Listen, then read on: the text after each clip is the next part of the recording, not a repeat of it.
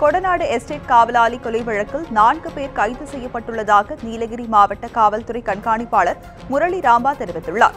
நீலகிரியில் நேற்றிரவு பேட்டியளித்த அவர், கொடநாட்டில் நகை மற்றும் பணத்தை கொள்ளையடிக்கும் நோக்கில் பாலக்காடு விபத்தில் காயமடைந்த சயான் கேரளாவில் இருந்து 9 பேரை அழைத்து வந்ததாக கூறினார். கொள்ளை முயற்சி சம்பவம் தொடர்பாக கேரளாவை சேர்ந்த சந்தோஷ் ஷமி, திப்பு, சதீஷ் சிங், உதயகுமார் ஆகிய 4 பேர் கைது செய்யப்பட்டுள்ளதாக அவர் குறிப்பிட்டார்.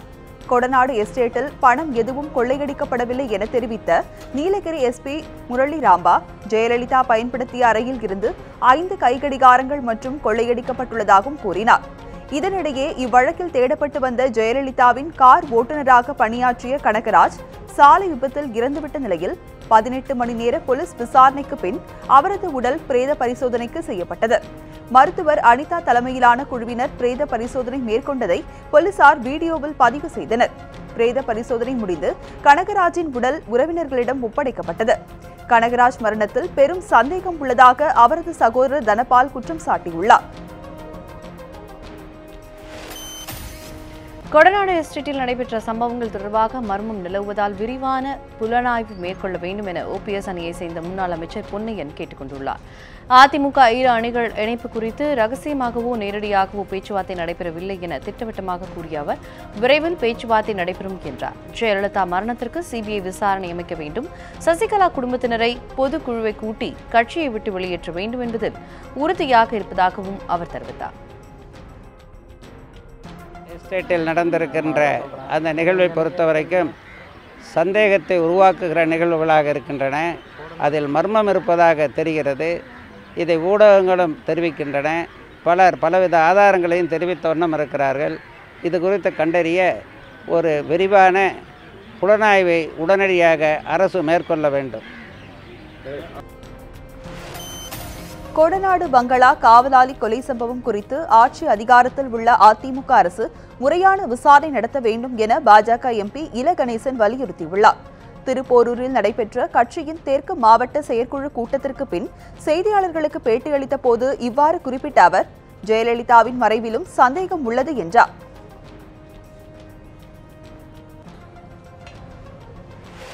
உயர்கல்வியில் இந்திய அளவில் தமிழகம் 2ஆம் இடம் பெற்றுள்ளதாக முதலமைச்சர் எடப்பாடி பழனிசாமி தெரிவித்துள்ளார். ஈரோடு சித்தோடு அருகே முதலமைச்சர் பழனிசாமி பயின்ற கல்லூரியின் 50வது ஆண்டு பொன்விழா நேற்று நடைபெற்றது.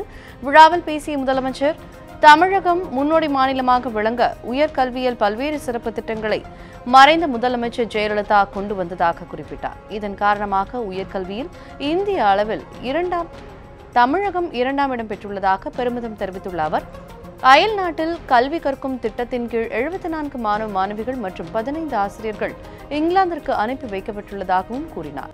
பிற்படுத்தப்பட்ட பழங்குடியினர் வகுப்பை சேர்ந்தவர்களுக்கு கல்வியில் பல்வேறு சிறப்பு திட்டங்களை தமிழக அரசு செயல்படுத்தி வருவதாகவும் முதலமைச்சர் எடப்பாடி மேலும் தெரிவித்தார். சென்னையில் 3 நாள் விசாரணை முடிவடைந்த நிலையில் டிடிவி தினகரனை டெல்லி போலீசார் மாலை டெல்லி அழைத்து சென்றனர். இரவு 7:40 மணி விமானத்தில் டிடிவி தினகரனுடன் டெல்லி குற்றப்பிரிவு உதவி ஆணையர் சஞ்சய் செராவத் தலைமையிலான போலீசார் டெல்லி புறப்பட்டு சென்றனர்.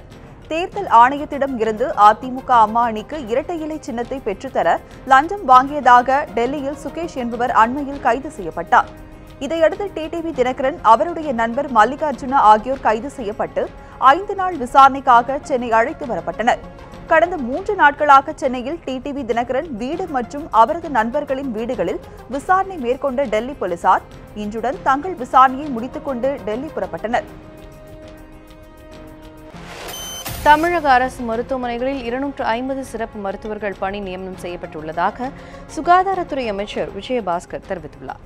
புதுக்கோட்டை மாவட்டம் விராலிமலை சட்டமன்ற தொகுதியில் மதியநல்லூரில் 90 லட்சம் ரூபாய் மதிப்பில் கட்டப்பட்டுள்ள புதிய ஆரம்ப சுகாதார நிலையத்தை விஜயபாஸ்கர் திறந்து வைத்தார். இதைத் தொடர்ந்து செய்தியாளர்களிடம் பேசிய அவர், இந்தியாவிலேயே தமிழகத்தில் தான் மருத்துவ பணியாளர்கள் தேர்வு வாரியம் உள்ளதாகவும், மறைந்த முதல்வர் ஜெயலலிதாவால் தொடங்கப்பட்ட இந்த வாரியம் 17,914 மருத்துவர்கள் மற்றும் செவிலியர்கள் பணி நியமனம் செய்யப்பட்டுள்ளதாகவும் தெரிவித்தார். சிறப்பு மருத்துவர்கள் எம்டி எம்எஸ் போன்ற சிறப்பு மருத்துவர்கள் 250 சிறப்பு மருத்துவர்கள் எம்ஆர்பி வாக்கின் செலெக்ஷன் மூலமாக நியமனம் செய்வதற்கு தேர்வாகி இருக்கிறார்கள். அவர்களுக்கு உடனடியாக கவுன்சிலிங் வைத்து அவர்களுக்கு அந்த பணி நியமன ஆணை வழங்கப்படும் என்ற தகவலை நான் உங்களோடு அன்போடு தெரிவித்துக் கொள்கிறேன். தமிழகம் முழுவதும் இன்று 2ஆம் கட்ட போலியோ சொட்டு மருந்து முகாம் நடைபெறுகிறது. இளம்பிள்ளை வாதம் எனும் போலியோவை ஒழிக்க 5 வயதுக்கு உட்பட்ட குழந்தைகளுக்கு ஆண்டுதோறும் 2 தவணைகளாக போலியோ சொட்டு மருந்து வழங்கப்படுகிறது. இந்த ஆண்டு முதற்கட்ட முகாம் கடந்த 2ஆம் தேதி நடத்தப்பட்ட நிலையில் 2ஆம் கட்டமாக தமிழகம் முழுவதும் இன்று சொட்டு மருந்து முகாமுக்கு ஏற்பாடு செய்யப்பட்டுள்ளது. ஆரம்ப சுகாதார நிலையங்கள், அரசு மருத்துவமனைகள், அங்கன்வாடி மையங்கள், சத்துணவு மையங்கள், பள்ளிகள் என 43,051 மையங்களில் போலியோ சொட்டு மருந்து வழங்க தமிழக அரசு ஏற்பாடு செய்துள்ளது. மக்கள் அதிகம் கூடும் பேருந்து, ரயில் நிலையங்களிலும் சொட்டு மருந்து முகாம்கள் செயல்படும். சுமார் 2 லட்சம் பேர் சொட்டு மருந்து வழங்கும் பணியில் ஈடுபடுகின்றனர்.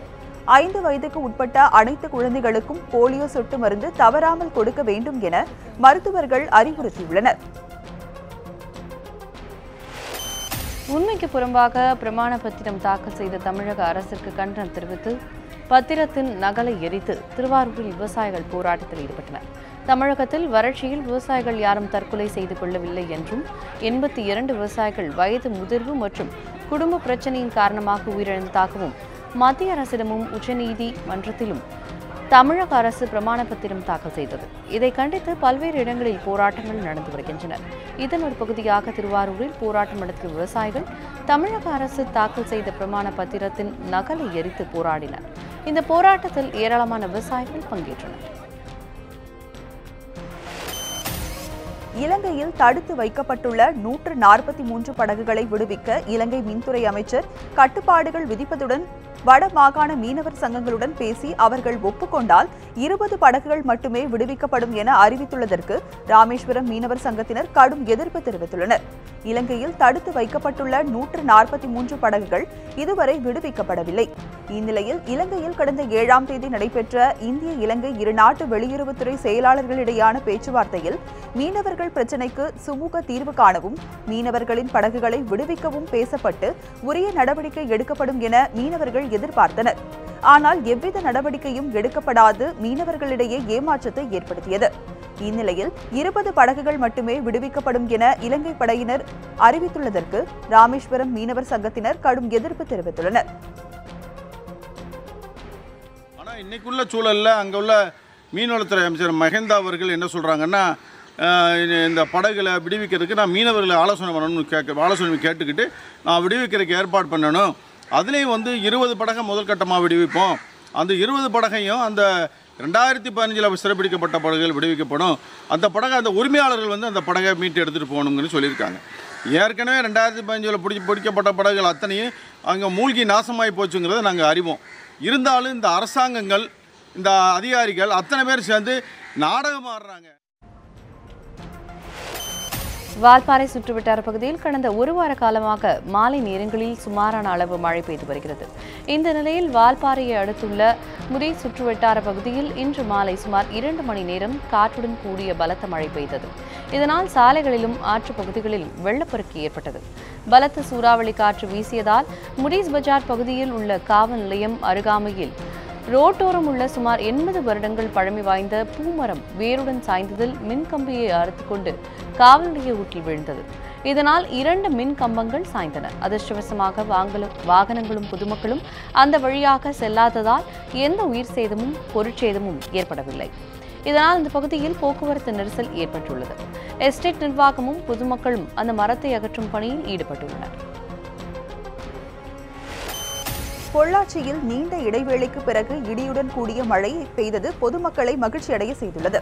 பொள்ளாச்சி சுற்றுவட்டார பகுதியில் இந்த ஆண்டு பருவமழை பெய்ததன் காரணமாக கடும் வறட்சி நிலவி வருகிறது. மேலும் 6 மாதங்களுக்கு மேலாக மழை பொழிவு இல்லாதால் கடந்த 2 மாதங்களாக கடும் குடிநீர் பஞ்சம் நிலவி வருகிறது. வெயிலும் வாட்டி வரும் நிலையில் பொதுமக்கள் மதிய நேரங்களில் வீட்டை விட்டு வெளியில் வராத நிலை உருவாகி இருந்தது. இந்நிலையில் மாலை நேரத்தில் இடியுடன் கூடிய பலத்த மழை பெய்தது. இதனால் தாழ்வான பகுதிகளில் வெள்ளம் பெருக்கெடுத்து ஓடியது. ஆலங்குடி அருகே நெடுவாசலில் ஹைட்ரோ கார்பன் திட்டத்திற்கு எதிராக 2ஆம் கட்டமாக நடந்து வரும் போராட்டத்தில் பசங்க திரைப்பட இயக்குனர் பாண்டியராஜ் கலந்து கொண்டார். புதுக்கோட்டை மாவட்டம் ஆலங்குடி அருகே உள்ள நெடுவாசலில் ஹைட்ரோ கார்பன் திட்டம் செயல்படுத்த கடந்த பிப்ரவரி 15ஆம் தேதி மத்திய அமைச்சரவை ஒப்புதல் வழங்கியது. முதற்கட்ட போராட்டத்தை தற்காலிகமாக ஒதுக்கி வைத்த மக்கள் மத்திய பெட்ரோலியத்துறை அமைச்சர் தர்மேந்திர பிரதான் ஹைட்ரோ கார்பன் திட்டத்தை செயல்படுத்த கர்நாடகாவை சேர்ந்த ஜெம் நிறுவனத்துடன் ஒப்பந்தம் செய்ததை தொடர்ந்து மீண்டும் ஆரம்பித்தனர். 18வது நாளாக தொடர்ந்து போராட்டம் நடைபெற்று வரும் நிலையில் பசங்க திரைப்பட இயக்குநர் பாண்டிராஜ் நெடுவாசல் போராட்ட களத்திற்கு சென்று இந்த திட்டம் ரத்து செய்யும் வரை போராடும் விதம் குறித்து மக்களிடம் பேசினார். வடசென்னை அனல் மின் நிலையத்தில் நிலை ஒன்றில் முதலாவது அலையில் மின்சாரம் கொண்டு செல்லும் கிரீட் லைன் பிரிவில் தொழில்நுட்ப கோளாறு சரி செய்யப்பட்டதை தொடர்ந்து 210 மெகாவாட் மின் உற்பத்தி மீண்டும் துவங்கியுள்ளது. திருவள்ளூர் மாவட்டம் அத்திப்பட்டில் உள்ள வடசென்னை அனல் மின் நிலையத்தில் நிலை ஒன்றில் நாள்தோறும் 3 அலகுகளில் 210 மெகாவாட் வீதம் 630 மெகாவாட் மின் உற்பத்தி செய்யப்பட்டு வந்தது. இந்நிலையில் கடந்த 27ஆம் தேதி மின்சாரம் கொண்டு செல்லும் கிரீட் லைன் பிரிவில் தொழில்நுட்ப கோளாறு காரணமாக 3 அலகிலும் மின் உற்பத்தி முடங்கியது. இந்த பழுது தற்போது நீக்கப்பட்டுள்ள நிலையில் மீண்டும் 210 மெகாவாட் மின் உற்பத்தியை துவங்கியுள்ளதால் 3 அலகுகளிலும் தற்போது 630 மெகாவாட் மின் உற்பத்தி துவங்கி நடைபெற்று வருகிறது. மத்திய அரசு இந்த ஆண்டு ஒரே நேரத்தில் 4000 மருத்துவ இடங்கள் கூடுதலாக உயர்த்தியுள்ளது என பாஜக மாநில தலைவர் திருமதி தமிழிசை சவுந்தரராஜன் தெரிவித்துள்ளார். வேலூர் மாவட்டம் வாலாஜாப்பேட்டையில் பாஜகவின் மாவட்ட செயற்குழு கூட்டம் நேற்று மாலை நடைபெற்றது. இந்த கூட்டத்தில் கலந்து கொள்ள வந்த தமிழிசை முன்னதாக செய்தியாளர்களை சந்தித்து பேசினார். தமிழகத்தில் மக்களின் அடிப்படை வசதிகள் நிறைவேற உடனடியாக உள்ளாட்சி தேர்தல் நடத்த தேர்தல் ஆணையம் முன்வர வேண்டும் என்று, இதில் அதிக அக்கறை எடுத்து தமிழக அரசு அதற்கான நடவடிக்கை எடுக்க வேண்டும் என்றார். தமிழகத்தில் பாஜக புறவழி வாசல் வழியாக ஆட்சி அமைக்க முன்வரவில்லை, நேரடியாகவே ஆட்சி அமைக்க அதற்கான அடித்தளம் அமைக்கப்பட்டு வருகிறது என்றும் அவர் கூறினார். நட்சத்திர ஹோட்டல்களில் பார்கள் மூடப்பட்டதால் சுற்றுலா பயணிகளின் வருகை குறைந்துள்ளதாக தமிழ்நாடு பார் மற்றும் கிளப் உரிமையாளர்கள் சங்கம் திருச்சியில் குற்றம் சாட்டியுள்ளது. தமிழ்நாடு பார் மற்றும் கிளப் உரிமையாளர்கள் சங்க கூட்டம் திருச்சியில் நேற்று நடைபெற்றது. இதில் தமிழ்நாட்டில் உள்ள அனைத்து சங்கங்களையும் ஒருங்கிணைத்து செயல்படுவது என்று கூட்டத்தில் தீர்மானிக்கப்பட்டது. அதன் பின்னர் செய்தியாளர் சந்திப்பு கூட்டம் நடைபெற்றது. இதில் பேசிய தமிழ்நாடு பார் மற்றும் கிளப் உரிமையாளர் சங்க தலைவர் பென்ஸ் சரவணன், நீதிமன்றம் உத்தரவின் பேரில் தற்போது தமிழகத்தில் உத்தேசமாக 400க்கும் மேற்பட்ட நட்சத்திர ஹோட்டல் பார்கள் மூடப்பட்டு உள்ளதாக தெரிவித்தார். மேலும் நட்சத்திர ஹோட்டல்களில் பார்கள் மூடப்பட்டதால் சுற்றுலா பயணிகளின் வருகை குறைந்துள்ளதாகவும் இதனால் அரசு பெரும் இழப்பு ஏற்பட்டுள்ளதாகவும் அவர் கூறினார்.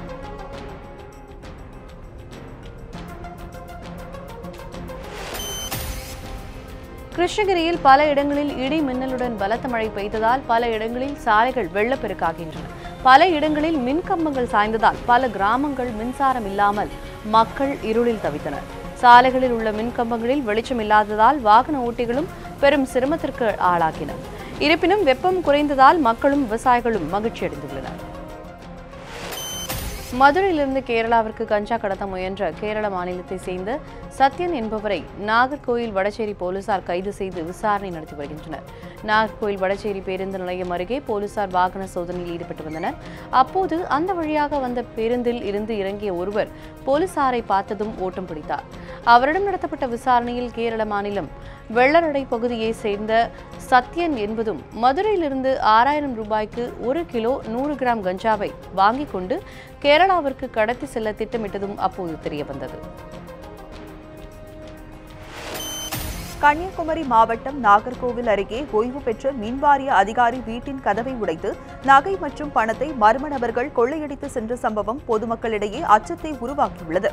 கன்னியாகுமரி மாவட்டம் நாகர்கோவிலை அடுத்த பார்வதிபுரத்தை சேர்ந்த மின்வாரிய ஓய்வு பெற்ற அதிகாரி வேணுகோபாலன் காரைக்குடியில் வசித்து வருகிறார். அவர் ஊரில் இல்லாத நிலையில் வீட்டின் பின்பக்க கதவு திறந்து இருப்பதைக் கண்டு அக்கம்பக்கத்தினர் வேணுகோபாலுக்கு தகவல் கொடுத்தனர். வீட்டின் முன்பக்க கதவு உடைக்கப்பட்டு பூஜை அறையில் இருந்த 40,000 ரூபாய் ரொக்க பணம் மற்றும் 20 பவுண்ட் நகைகள் கொள்ளை போனதை கண்டு அதிர்ச்சியடைந்த வேணுகோபால் போலீசாருக்கு தகவல் அளித்தார். கைரேகை நிபுணர்களுடன் வந்த போலீசார் தடயங்களை சேகரித்து கொள்ளையர்களை தேடி வருகின்றனர். கடலூரில் காவல்துறையினரின் அலட்சியம் காரணமாக விறுவிறுப்பாக நடைபெறும் கள்ளச்சாராய விற்பனை ஒருவரின் உயிரை பறித்துள்ளது. கடலூர் முதுநகர் பகுதியில் கள்ளச்சாராயம் விற்பது தொடர்பாக நியூஸ் 7 தமிழ் தொலைக்காட்சிக்கு கடந்த 4ஆம் தேதி செய்தி ஒளிபரப்பியது. இருப்பினும் முதுநகர் காவல் நிலையத்தினர் அலட்சிய போக்குடன் செயல்பட்டு வந்தனர். இந்த நிலையில் நேற்று சுத்திக்குளம் பகுதியைச் சேர்ந்த யுவராஜ் என்ற கூலி தொழிலாளி கள்ளச்சாராயத்தை குடித்ததால் உயிரிழந்தார். தகவல் அறிந்து வந்த முதுநகர் காவல் நிலையத்தினர் யுவராஜின் சடலத்தை கைப்பற்றி பிரேத பரிசோதனைக்காக கடலூர் அரசு தலைமை மருத்துவமனைக்கு கொண்டு சென்றனர். காவல்துறையினர் அலட்சிய போக்குடன் இருப்பதை தவிர்த்து கள்ளச்சாராயம் விற்பவர்கள் மீது கடும் நடவடிக்கை மேற்கொள்ள வேண்டும் என பொதுமக்கள் வலியுறுத்தினர். விழுப்புரம் மாவட்டத்தில் அடுத்த மாதம் 8ஆம் தேதி மிஸ் கூவாகம் நிகழ்ச்சி நடைபெறுவதால் விடுதிகளின் கட்டண கொள்ளையை தடுக்க தமிழக அரசை தென்னிந்திய திருநங்கைகள் கூட்டமைப்பு வலியுறுத்தியுள்ளது. உலக புகழ்பெற்ற கூவாகம் கூத்தாண்டவர் சித்திரை திருவிழாவின் முக்கிய நிகழ்வான திருநங்கைகள் தாலி கட்டுதல் நிகழ்ச்சி அடுத்த மாதம் 9ஆம் தேதி நடைபெறவுள்ளது. தாலி அறுத்தல் மற்றும் தேர் திருவிழா நிகழ்ச்சிகள் 10ஆம் தேதி நடைபெறும். இந்நிலையில் தென்னிந்திய திருநங்கைகள் கூட்டமைப்பின் ஒருங்கிணைப்பாளர் அருணா செய்தியாளர்களை சந்தித்து பேசினார். அப்போது இந்த ஆண்டு சித்திரை திருவிழாவினையொட்டி மிஸ் கூவாகம் நிகழ்ச்சி தென்னிந்திய திருநங்கைகள் கூட்டமைப்பு சார்பில் வரும் 8ஆம் தேதி நடத்தப்பட உள்ளதாகவும் இதில் இந்தியா மற்றும் பல்வேறு நாடுகளில் இருந்து ஏராளமானோர் பங்கேற்பதாகவும் தெரிவித்தார். குன்னூரில் சுற்றுலா வாகனங்கள் அதிகரித்துள்ளதால் போக்குவரத்தில் தாமதம் ஏற்பட்டு பயணிகள் அவதிக்குள்ளாகும் நிலை உருவாகியுள்ளது. நீலகிரி மாவட்டத்தில் தற்போது கோடை சீசன் துவங்கியுள்ள நிலையில் ஏராளமான சுற்றுலா பயணிகள் குவிக்கின்றனர். இவ்வாறு வரும் சுற்றுலா பயணிகள் மேட்டுப்பாளையத்தில் இருந்து குன்னூர் வந்து உதகை செல்கின்றனர். மேட்டுப்பாளையத்திலிருந்து உதகை செல்லும் சாலைகள் வாகனங்களின் எண்ணிக்கை அதிகரிப்பால் வார இறுதி நாட்களில் ஒரு வழிபாதையாக மாற்றப்பட்டுள்ளன. இருப்பினும் வாகன நெரிசல் அதிகரித்துள்ளது. போக்குவரத்தை ஒழுங்குபடுத்தும் அதிகாரிகள் திணறி வருகின்றனர். எங்கு பார்த்தாலும் ஆயிரக்கணக்கான வாகனங்கள் அணிவகுத்து நிற்கின்றன. இதனால் போக்குவரத்தில் சுமார் 5 மணி நேரம் தாமதம் ஏற்படுகிறது. செங்கோட்டை அருகே கோவில் விழா ஒன்றில் திருநங்கைகள் பங்கேற்ற கும்மிப்பாட்டு நிகழ்ச்சி அனைவரையும் கவர்ந்தது. நெல்லை மாவட்டம் செங்கோட்டை அருகே மேலூரில் அமைந்துள்ளது முத்தழகி அம்மன் திருக்கோவில். இந்த கோவிலில் கடந்த 25ஆம் தேதி தொடங்கிய கொடை விழாவில் தினமும் பல்வேறு ஆன்மீக கலை நிகழ்ச்சிகள் நடைபெற்று வருகின்றன. 5ஆம் நாளான நேற்று ராஜபாளையம் ஆவாரம்பட்டி இந்திராராணி திருநங்கைகள் குழுவினரின் கும்மிப்பாட்டு நிகழ்ச்சி நடைபெற்றது. இந்நிகழ்ச்சி பக்தர்கள் மற்றும் பார்வையாளர்களை வெகுவாக கவர்ந்தது.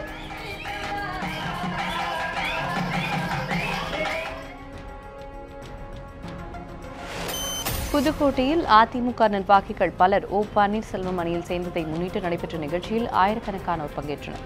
புதுக்கோட்டை முன்னாள் எம்எல்ஏவும் இளைய மன்னருமான கார்த்திக் தொண்டைமான், அறந்தாங்கி முன்னாள் எம்எல்ஏ ராஜநாயகம், முன்னாள் நகர்மன்ற தலைவர் ராஜசேகர், முன்னாள் நகர்மன்ற துணைத் தலைவர் ஜாஃபர் அலி உள்ளிட்ட அதிமுக நிர்வாகிகள் சென்னையில் நடைபெற்ற நிகழ்ச்சி ஒன்றில் ஓ பன்னீர்செல்வம் அணியில் இணைந்தனர். அதை முன்னிட்டு புதுக்கோட்டையில் நடந்த கொண்டாட்டங்களில் 1000க்கும் மேற்பட்ட தொண்டர்கள் மற்றும் மகளிர் அணியினர் பங்கேற்றனர். அவர்களுடன் நிர்வாகிகள் அனைவரும் ஊர்வலமாக சென்று அங்குள்ள அண்ணா மற்றும் எம்ஜிஆர் சிலைகளுக்கு மாலை அணிவித்து மரியாதை செலுத்தினர். சென்னையில் தொடர் போராட்டத்தில் ஈடுபட்டுள்ள மருத்துவ மாணவர்கள் உதிரத்தை உதிர்த்து நூதன போராட்டம் நடத்தினர். 50% முதுகலை மருத்துவ படிப்பில் இடஒதுக்கீட்டை மீண்டும் அளிக்க கோரி மருத்துவ மாணவர்கள் தொடர்ந்து போராட்டம் மேற்கொண்டுள்ளனர். கடந்த 11 நாட்களாக நீடித்து வரும் போராட்டத்தில் அரசின் கவனத்தை ஈர்க்கும் வகையில் பல்வேறு நூதன போராட்டங்கள் நடத்தப்படுகிறது. நேற்றைய போராட்டத்தின் போது மருத்துவர்கள் தங்களது ஒரு சொட்டு உதிரத்தை உதிர்த்து மத்திய அரசுக்கு எதிர்ப்பை வெளிப்படுத்தினர். அரசு விரைவாக தங்களது கோரிக்கையை ஏற்க வேண்டும் எனவும் அவர்கள் வேண்டுகோள் வைத்தனர்.